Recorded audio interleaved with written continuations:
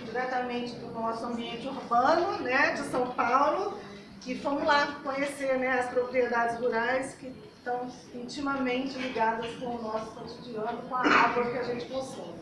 Né? Olhando desafios, mas principalmente olhando soluções, né, que são possíveis de ser estabelecidas, ou seja, aquele movimento que a gente precisa fazer para sair do lugar onde a gente está. Ao final a gente vai abrir para o debate, para as perguntas. Tá? Eu vou chamar agora, então, aqui com vocês, o Leonardo Rezende. Tá? O Leonardo é administrador de empresas, ele é mestre em conservação e sustentabilidade pela ESCAS, ele é doutorando em meio ambiente pela PUC-Rio, né? Ele veio direto de Minas Gerais para falar para a gente sobre um trabalho que ele desenvolve na fazenda dele, que é a Fazenda Triqueda, onde ele faz uma pecuária sustentável, né? E, nossa, será possível? Vou deixar então essa viagem para o Léo levar a gente junto. Obrigado, Beatriz. Queria agradecer aí ao público presente, ao pessoal do Virado Sustentável, a quem que me convidou para estar hoje aqui. E por que a gente está falando tanto de gado? Hoje o Brasil tem 270 milhões de hectares para o agronegócio. Desses 170, 180 milhões a gente tem pecuária. Então, 2/3 de toda a área destinada à produção de matéria-prima ou alimento estão ligados diretamente à cadeia produtiva ou do leite ou da carne. E boa parte disso é mal gerenciada. Então, tem uma grande oportunidade, um grande desafio, que é mudar uma realidade de baixa tecnologia, baixa produtividade, mas também uma grande oportunidade que tem muita coisa a fazer, e é isso que a gente vai estar mostrando hoje aqui. Então, ninguém está aqui para defender o boi, se o boi é sustentável, se não é, se é a carne. Na verdade, todo o nosso hábito quanto ser humano e sociedade, ele não está em equilíbrio com a sustentabilidade. E dentro da pegada ecológica do gado, tudo que eles falam tem muito fundamento, quase tudo é verdade, alguns pontos mais exagerados que os outros, mas o gado tem alta emissão de gás de efeito estufa, a quantidade de litros de água por quilo de carne é elevada, necessita de grandes extensões de monocultura, né, de pastagem. Muito se fala sobre maus tratos, bem-estar animal, degradação das pastagens, o Alê abordou já esse tema, perda de biodiversidade dos ecossistemas, pressão sobre biomas nativos, volta e meia a gente fala que o boi pressiona a Amazônia, se isso é verdade ou não. É um assunto muito complexo, e também a cadeia produtiva pela pecuária ser um dos produtos de menor margem de lucro, a parte social, às vezes, também do funcionário e da equipe da fazenda não é tão bem atendida. Então, igual o Ali mostrou, eu também trouxe um slide de uma pecuária de baixa eficiência, onde a gente não vê o capim, são pastejos contínuos, não há rodízio, e há uma quantidade maior de animais do que deveria ser. Então aqui é o quadro com as informações do IBGE que eu passei para vocês, a quantidade de hectares da pastagem. Então o Brasil tem 851 milhões de hectares, pastagem 172, 20%, e a lavoura 76, 9%. E o que esse mapa traz para a gente? Em vermelho, ele está trazendo os pontos onde a gente tem pastagem degradada no Brasil. E está muito vermelho em todo o platô atlântico nosso, que foi onde a gente chegou, aqui os europeus chegaram em 1500 no Brasil, em Porto Seguro, e a gente ocupou e habitou toda essa faixa costeira de Mata Atlântica. A gente só foi para o interior, para o Cerrado, esse aqui é o outro bioma, aqui é a Mata Atlântica, está dividindo, ó, e aqui a gente tem o recorte do Cerrado. A gente só abriu o Cerrado quando houve a mecanização e a Revolução Industrial, a Revolução Verde, e que a gente teve máquinas para abrir estrada e também para puxar o arado e começar a implementar uma agricultura de maior escala. Então a gente esqueceu dessa paisagem toda, e ela está toda degradada. E os ciclos que se repetem, estão se repetindo no Cerrado, a gente começa a já ver uns pontinhos de vermelho aqui, e a gente começa a notar na Amazônia também a derrubada de florestas para o ciclo do agronegócio. E a gente estava comentando ali que primeiro entra o interesse na madeira, segundo, a atividade de mais baixo valor agregado, porque é uma área nova, uma área sem estrada boa, sem logística, são lugares mais remotos, com baixa qualidade de saúde, ensino. Então, primeiro entrou o gado no Cerrado. O Cerrado era todo Mato Grosso era todo pecuária de corte, principalmente. E hoje não, hoje os grãos estão aqui, milho e soja, e a pecuária indo para a Amazônia. Então é um ciclo imobiliário que se causa. Abre, pavimenta a rua, entra primeiro umas pessoas, depois vem o produto de uma classe social mais elevada, que seria o produto mais nobre, com maior rentabilidade, e assim a gente vem usando as nossas terras, e 70% das pastagens do Brasil estão degradadas. Desses 172 milhões, só 30% estão em boa condição de uso, e que envolve o que o Alê falou, prestando serviços ecossistêmicos. E aqui a gente tem vários arranjos produtivos.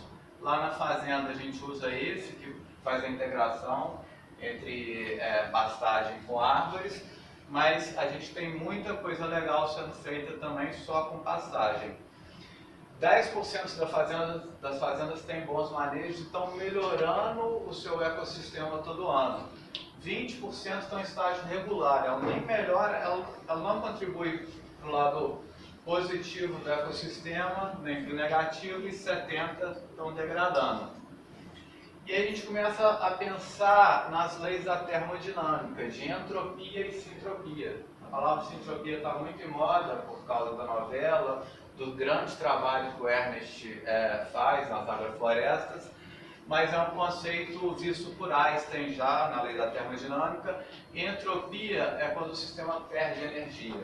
Por exemplo, eu tenho uma lâmpada que me gera luz e ao mesmo tempo ela aquece, a lâmpada fica quente. Aquele calor eu não estou usando para nada, ele está dissipando na atmosfera e ele é perdido.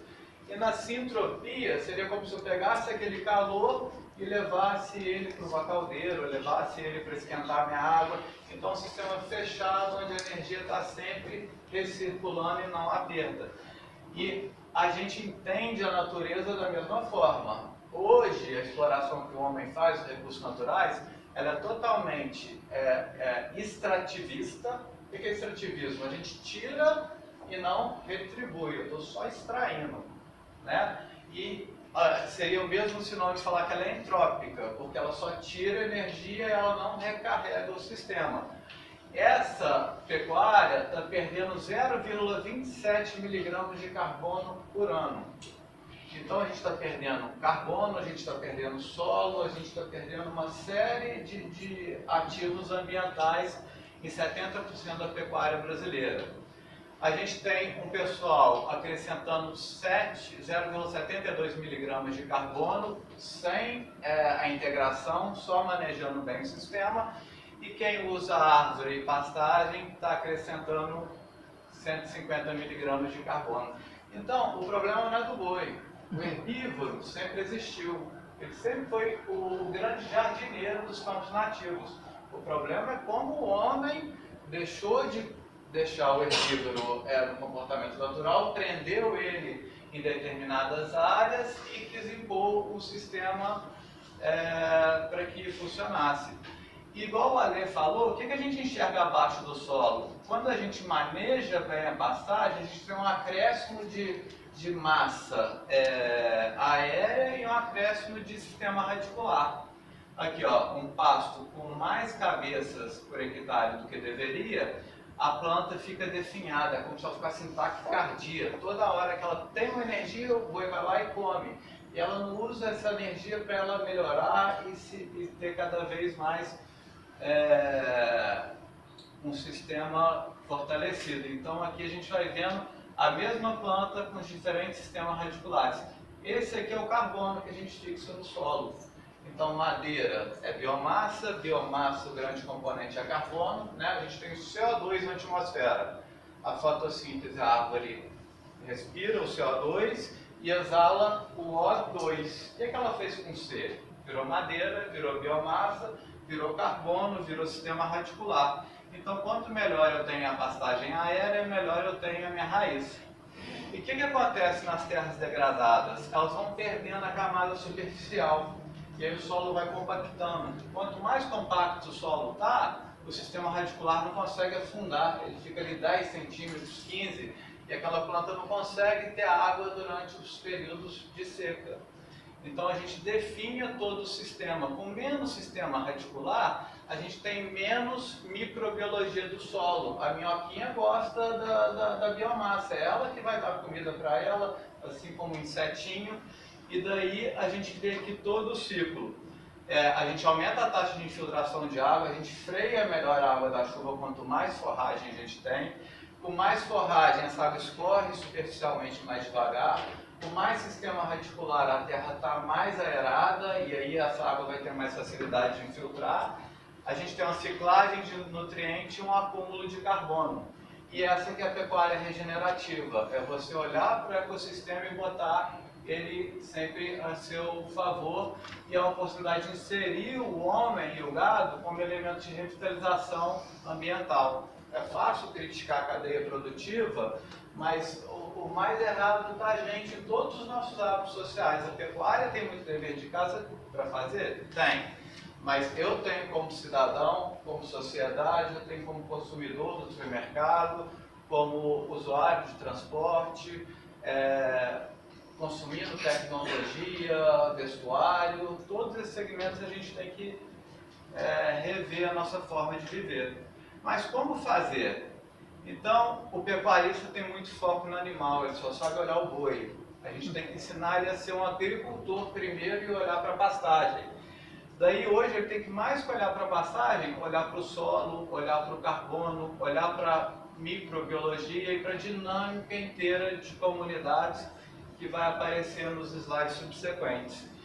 Então, a pastagem é mais ou menos isso aqui, ó. Quanto mais degradada ela está, menor o sistema radicular, mais ela está liberando carbono e menos ela está fixando. Até chegar no ponto que ela fica resistente, grande, e aí ela começa a resgatar o carbono. Então essa aqui é a ilustração, e aqui é uma situação real, onde esse sistema radicular está indo a 80 centímetros, e esse sistema radicular está indo a 40, e já bastante debilitado aqui a 40. A foto é desse pasto, e a foto desse pasto, a diferença. Quem fala assim, Léo, você precisa investir nessa pastagem aqui para ela ficar boa, resgatar carbono? A melhor contribuição, a melhor resposta é que não. Você só precisa manejar, é gestão. Você não precisa gastar 2, 3 mil reais por hectare, revolver o solo, replantar. E aqui, para vocês entenderem melhor, é um croquisinho da evolução da pastagem. O boi acabou de pastar aqui e deixou ela baixa. O que tem para cima de parte aérea, a gente tem de sistema radicular. Aí ela tem um primeiro momento de crescimento e um segundo. Para quem não sabe, toda vegetação ela cresce numa parábola, até chegar ao ponto mais ou menos onde ela dá semente e aquele crescimento estaciona. Então, é a bomba de carbono que a gente chama. Ó. A bomba está crescendo, está crescendo parte aérea e está crescendo parte do sistema radicular. Então, o pasto tem vários ciclos de carbono. Só que se eu não manejar ele bem, ele vai ficar só nesse primeiro com taque cardíaco, com a bomba de carbono funcionando um pouco. Se eu faço ele bem, eu tiro o gado aqui, deixo 30 dias o pasto descansar, aí eu coloco ele para pastar. O que acontece com esse sistema radicular que cresceu? A muda desprende dele, ele é muito grande para uma massa de capim menor.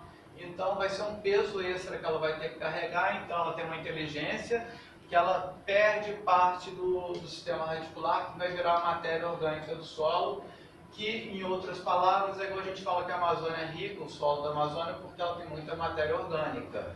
Então a gente trabalha a matéria orgânica dessa forma, para que a gente volta para entropia e sintropia. E os autores previram a morte entrópica do planeta. Isso foi previsto na época de Marx, de Einstein. As pessoas já falam disso há 60, 70 anos. Se a gente continuar com o sistema entrópico, a natureza não tem como suportar. O capitalismo existe crescimento do PIB anual. Todo ano a gente tem que crescer 1, 2, 3, 4% para o sistema não entrar em colapso. Quando a gente não cresce, começa a ter as crises econômicas E o que significa crescimento do PIB? Significa que todo ano eu estou precisando de 5% mais de recurso natural. Então, a curva do PIB ela é ascendente, só que a capacidade de carga da natureza ela é estanque, ela não cresce igual o PIB. Então, a gente está num momento onde o PIB cresceu e a natureza não suportou a capacidade de carga disso. Então, a gente tem que fazer um ajuste agora. E a gente tem que olhar para a natureza e botar ela a nosso favor, e tem como produzir dessa forma. Então a gente mexe com balanço de energia, balanço de CO2, ciclo da água e dinâmica dos nutrientes. Essa parte bem legal da palestra é que entendeu o que está abaixo do solo.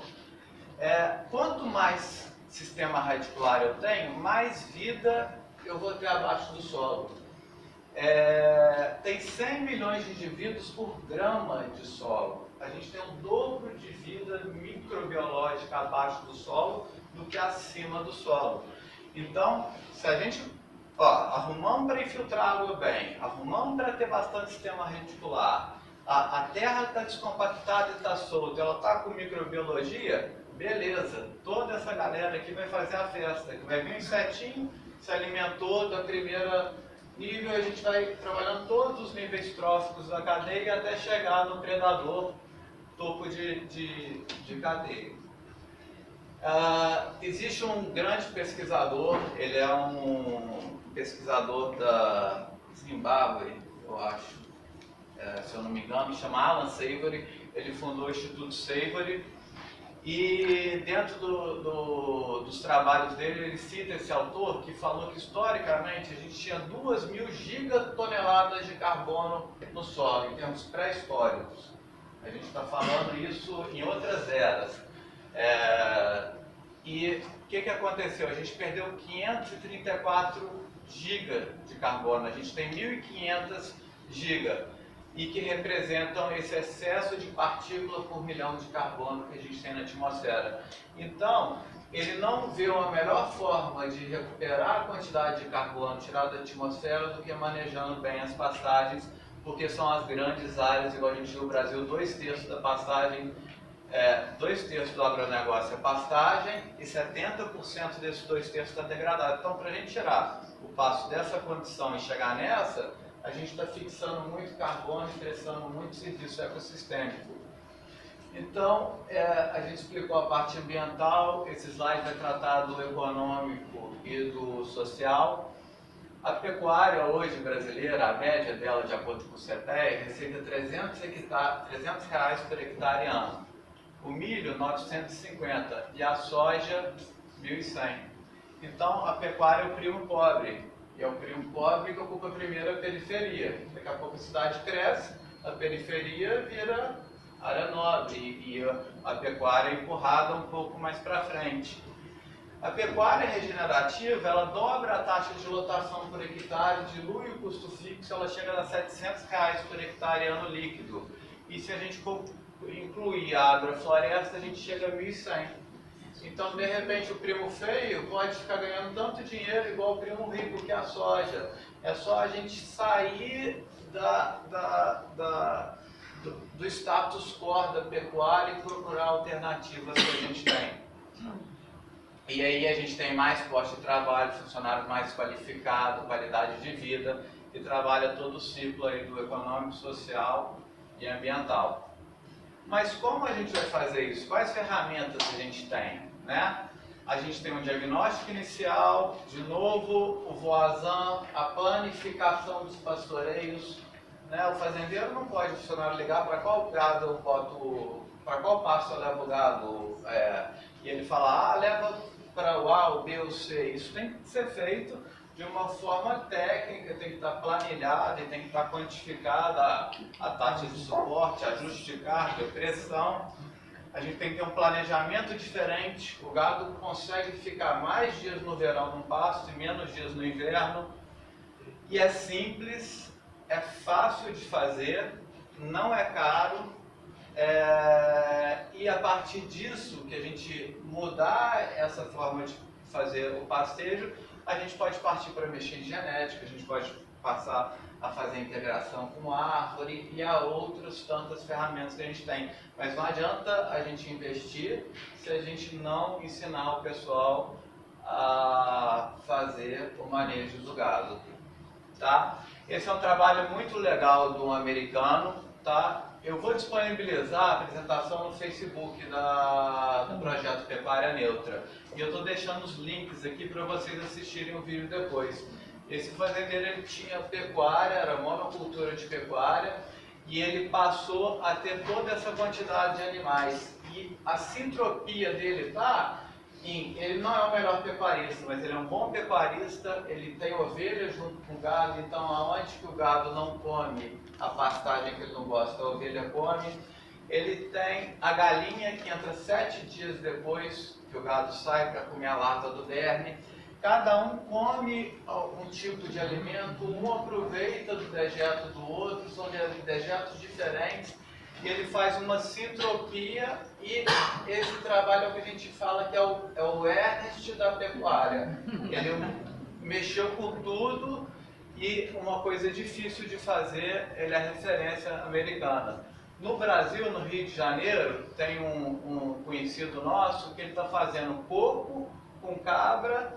Ele tem leite também e tem a galinha. E tem o porco por último, o porco aera o solo. O porco passou aqui, ó, focinhou toda essa área que era verde e replantou tudo.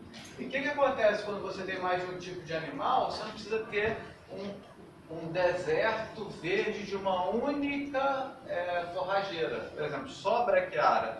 Permite que o pasto tenha o que a gente chama na pecuária de invasora, mas permite que o pasto tenha maior riqueza de variedades, porque cada animal vai preferir um tipo, e com isso a gente atrai uma maior gama de biodiversidade também. Aqui é uma foto do Google Maps da Fazenda Trequeda, onde eu trabalho. Tá? Aqui a área ao entorno degradada, e aqui começa a aparecer a borda da fazenda, e como a gente pode transformar uma paisagem.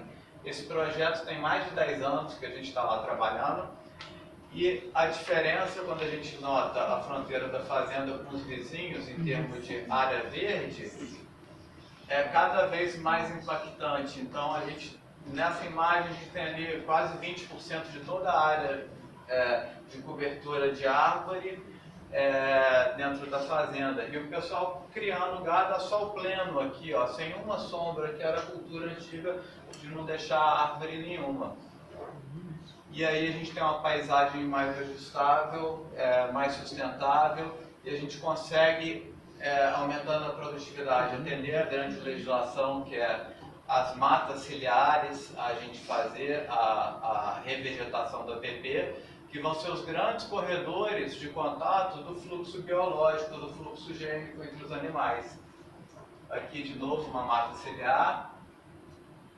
E aí, o que é pegada ecológica então? Agora, a pegada ecológica está no boi, está na gente, está na sociedade, né? Onde que está o problema? São 4 fatores chaves: quanto nós somos no planeta, quanto nós consumimos, o quanto a gente consegue produzir de forma eficiente e a capacidade de carga na natureza. Não adianta a gente fazer a pecuária eficiente se a gente continuar consumindo o que a gente está consumindo. Porque hoje a demanda média do planeta per capita, da pegada ecológica, a gente precisa de 1,5 planeta.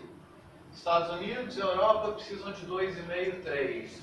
África, Índia e parte da China tem 0, alguma coisa. A gente deve estar bem na média 1,5, aqui em São Paulo deve estar até mais de 1,5, mas a gente tem que rever os nossos hábitos, os nossos comportamentos. Aqui é a projeção da pegada ecológica, aqui em 2010, e aqui um planeta. Então a gente rompeu a barreira em 1980, segundo o WWF. E em 2010 a gente está aqui, a gente tem 2 caminhos. A gente continua crescendo ou a gente vai abaular essa curva e conduzir para chegar em 2050 precisando de um planeta. Agora, comprando do jeito que a gente compra, consumindo do jeito que a gente consome, não adianta olhar para um ou para outro vilão. O vilão é tudo, a gente tem que rever todo o processo. Aqui um outro pesquisador, John Rockstrom, do Centro de Resiliência de Estocolmo, ele afrontou as fronteiras do planeta. Aonde a gente rompeu a fronteira, está fora do verde, ó. Então, o ciclo do nitrogênio, muito do agronegócio é a base de nitrogênio, de petróleo, né? Tá ligado ao combustível fóssil, a gente rompeu, perda de biodiversidade, crise climática, e a gente já tem o uso de fosfato também chegando na fronteira. E é isso que vem os extremos climáticos, que a gente rompe o linear de tolerância da Terra, novos padrões acontecem. Perde-se a lógica, ninguém sabe mais fazer previsão do tempo, ninguém sabe se vai chover em julho ou em janeiro, faz frio, faz calor, né? E a nossa habilidade de fazer, de entender os padrões muda, novas espécies são favorecidas, algumas espécies entram em extinção porque não se adaptam ao clima. E quem que é a bola da vez agora? O ser humano está tratando a Terra assim, ó, crescimento populacional, perda de ecossistema, mudanças climáticas, e a gente vem para a sexta grande extinção, que é, alguns autores apontam que é a raça humana que está em xeque agora. E o que a gente pode fazer, né? Afinal, a gente está aqui para aprender e para querer motivar, se estimular. Eu também venho aqui para me recarregar. E quanto pessoa, quanto sociedade, quanto estudante, professores, empresários, comerciantes, industriais, né? Poder público.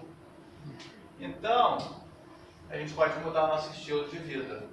Como que a gente muda o nosso estilo de vida? É trazendo para o nosso dia a dia. Agora, é muito conveniente a gente atacar um ou outro setor e não rever o nosso valor, porque o problema está no outro e não em mim. E a gente tem que internalizar isso e observar a biocapacidade do planeta, emitir menos gás de efeito estufa, fortalecer o consumo consciente, as pequenas cadeias, compra direto do produtor e reciclar.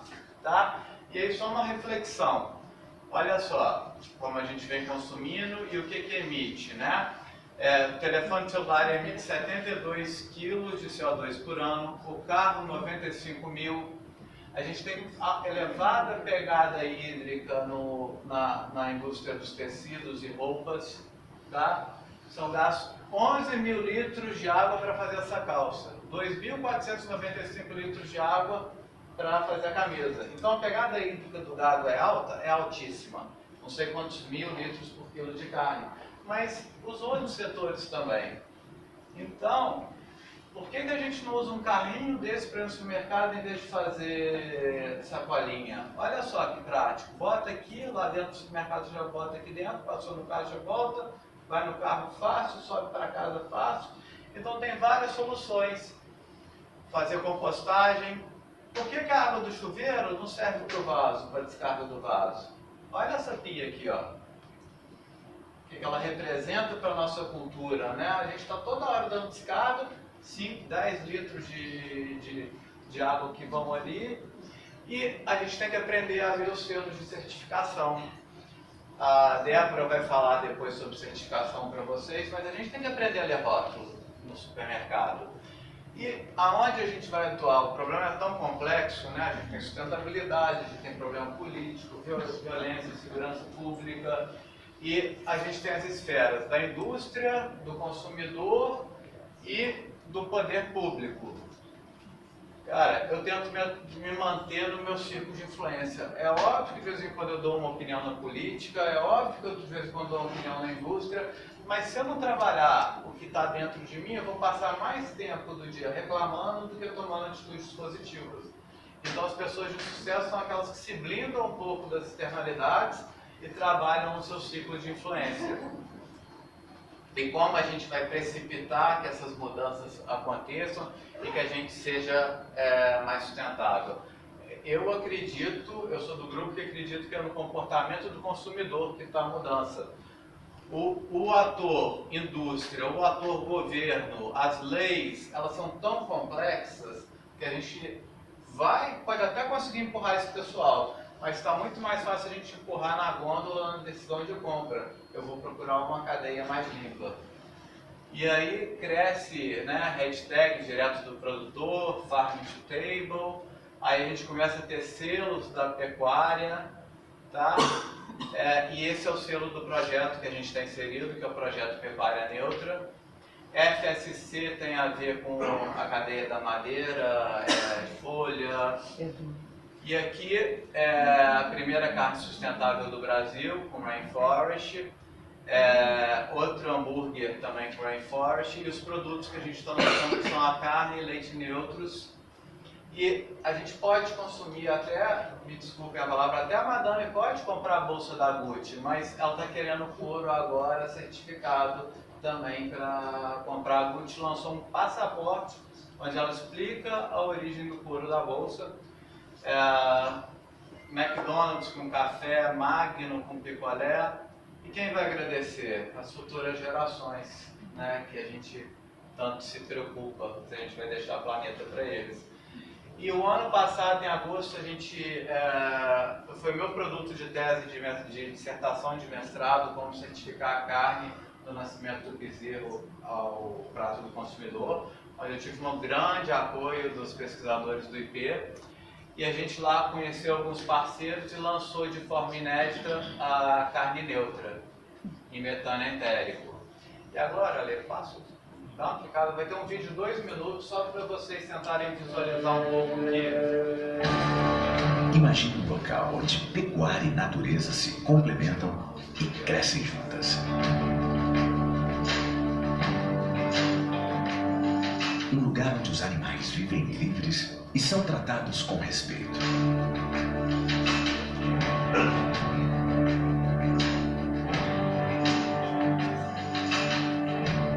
E os trabalhadores têm paixão pelo serviço que realizam. É nesse cenário que surge a Grandbeef, uma marca de carne criada por quem ama o que faz. Um amor que vem de família, passando de geração em geração os valores de uma pecuária responsável.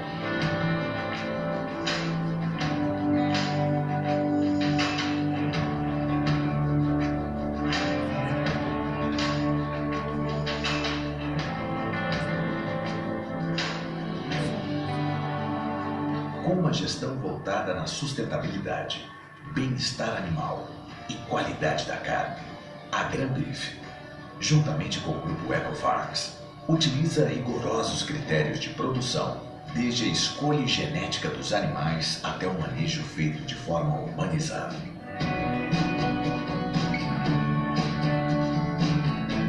Esse cuidado com os animais e também com o meio ambiente, com os trabalhadores envolvidos no processo de produção e com as comunidades locais, garantiu a certificação Rainforest Alliance e o selo Carne Neutra em Metano, a Grandbeef. Uma forma de assegurar ao cliente final a procedência do produto. O resultado desse esforço se reflete na qualidade da carne, que tem um frescor e sabor único, e vem conquistando consumidores cada vez mais exigentes no mundo inteiro. Afinal, este é um dos objetivos da família Grandbeef: levar uma carne especial para momentos especiais. Grandbeef, uma empresa que respeita o seu produto e os seus clientes.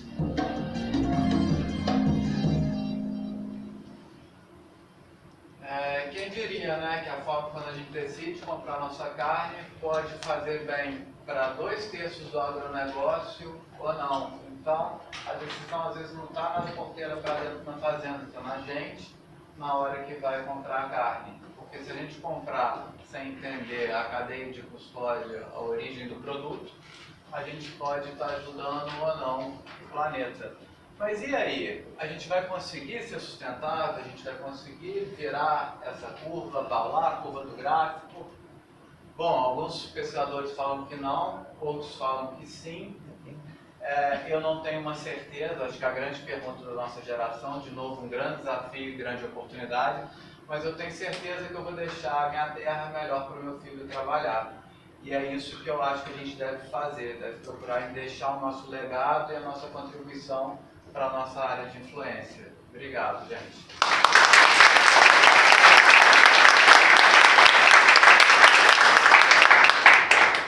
Obrigada, Léo. Com certeza nos deu muitos elementos para a gente pensar nas nossas decisões e escolhas. Verdade. Eu vou chamar então agora a nossa próxima convidada, que é a Débora Venaminhota. Débora é engenheira agrônoma, é mestre também pela ESCAS, e ela vai apresentar o resultado de